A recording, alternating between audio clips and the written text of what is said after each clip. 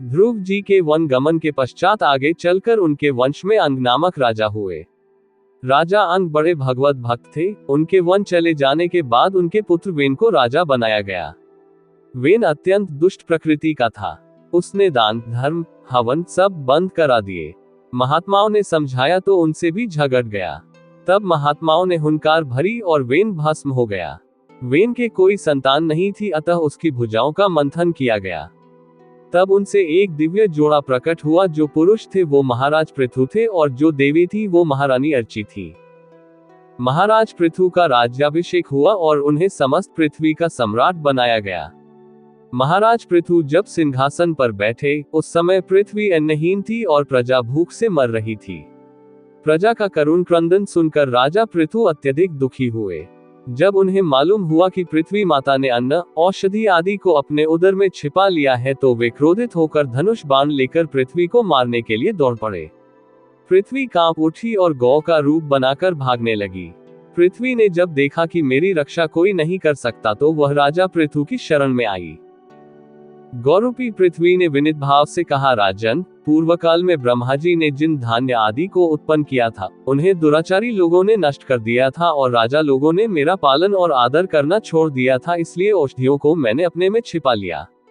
यदि आपको अन्न की आवश्यकता है तो मुझे समतल कीजिए, जिससे इंद्र का बरसाया जल वर्षा ऋतु के बाद भी मेरे ऊपर सर्वत्र बना रहे, और मेरे लिए योग्य बछड़ा, दोहन पात्र और दुहने वाले की व्यवस्था कीजिए, तब मैं औषधि और अन्न पर्याप्त मात्रा में दूंगी। राजा पृथु ने पृथ्वी के प्रति पुत्री के समान स्नेह रखकर इन सब की पूर्ति की। धनुष की नोक से पर्वतों को फोड़कर इस सारे भूमंडल को समतल कर दिया। फिर इस समतल भूमि में प्रजा के लिए यथायोग्य निवास स्थानों का विभाग, अनेक गांव, कस्बे, नगर, पशुओं के रहने के स्थान, सैनिक छावनियां, किसानों के गांव आदि बसाए। राजा पृथु पहले ऐसे राजा थे जिन्होंने पृथ्वी को व्यवस्थित किया। इसी कारण महाराज पृथु को ही इस पृथ्वी का पहला राजा माना गया। एक राजा का कर्तव्य पूरा करने के बाद पृथु को भगवान के दर्शन की इच्छा हुई और उन्होंने 100 अश्वमेध यज्ञ करने का संकल्प लिया। इधर इंद्र को चिंता हो गई, यदि पृथु 100 अश्वमेध यज्ञ पूरा कर लेंगे तो मेरा इंद्रासन छिन जाएगा। इंद्र यज्ञ का घोड़ा चुराकर भाग गया। बार बार पृथु यज्ञ करे और इंद्र घोड़ा चुराकर भाग जाए। जब पृथु परेशान हो गए तो ब्रह्मा जी ने राजा पृथु से कहा, आपको लगता है 100 यज्ञ पूरे होने से भगवान के दर्शन होंगे? अगर होते तो इंद्र को भी भगवत दर्शन हो जाते। वो तो 100 यज्ञ करके ही इंद्र बना है, बल्कि वो तो 100 यज्ञ करने के बाद भी चोरी कर रहा है। ब्रह्मा जी ने आगे कहा, देखो राजन, भगवान प्रेम से मिलते हैं। 100 यज्ञ करो या 1000 यज्ञ करो, जब तक प्रेम नहीं होगा भगवान नहीं मिलेंगे। महाराज पृथु को बात समझ में आई। उन्होंने अंतिम यज्ञ का संकल्प बीच में ही छोड़ दिया। भगवान प्रकट हो गए। राजा पृथु ने भगवान का पूजन किया। पूजन के बाद भगवान ने कहा, राजन, तुम्हारे गुणों से और तुम्हारे शील से मैं प्रसन्न हूँ। मेरी इच्छा है तुम कुछ वरदान मांग लो। राजा पृथु ने सोचा, मांगना ही अच्छा है। मांगूंगा तब तक दर्शन तो होते रहेंगे, अन्यथा भगवान चले जाएंगे। पृथु कहते हैं, भगवान, एक वरदान इस लोक के लिए दीजिए और एक वरदान बैकुंठ के लिए दे दीजिए। इस लोक के लिए तो 10,000 कान दे दीजिए। भगवान ने कहा, 10,000 कान क्यों चाहते हो? राजा पृथु ने कहा, भगवान, 2 कानों से आपकी कथा सुनता हूं तो तृप्ति नहीं होती।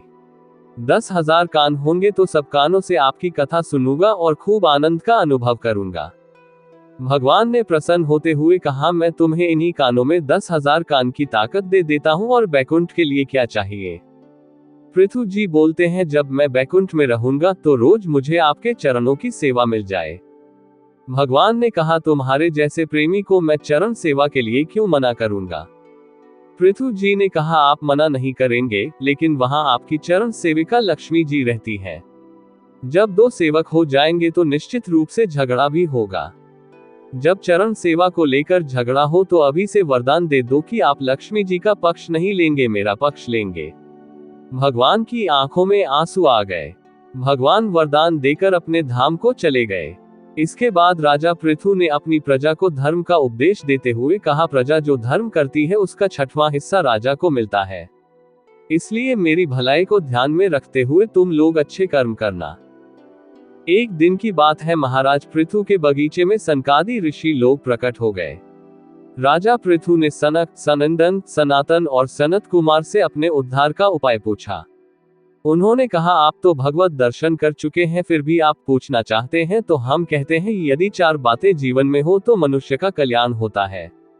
1. सर्वहित का भाव। 2. धार्मिक जीवन। 3. भगवान के प्रति प्रेम व श्रद्धा। 4. सद्गुरु कृपा। इसके बाद राजा पृथु ने अपने पुत्र को राजा बना दिया और खुद जंगल में चले गए। एक दिन भजन करते करते उनका पंचभौतिक शरीर शांत हो गया। महारानी अर्ची उनके शरीर के साथ सती हो गई। इस प्रकार दोनों भगवान के धाम को चले गए। तो दोस्तों, मैं उम्मीद करता हूँ आपको ये जानकारी पसंद आई होगी। अगर आपको कहानी पसंद आई तो मेरे चैनल को लाइक एंड सब्सक्राइब करें और अपना सपोर्ट दें। मेरे चैनल पर और भी इंटरेस्टिंग कहानियां और जानकारियां आपको मिलेंगी, तो सब्सक्राइब करें और कहानियां एंजॉय करें। जय श्री राम।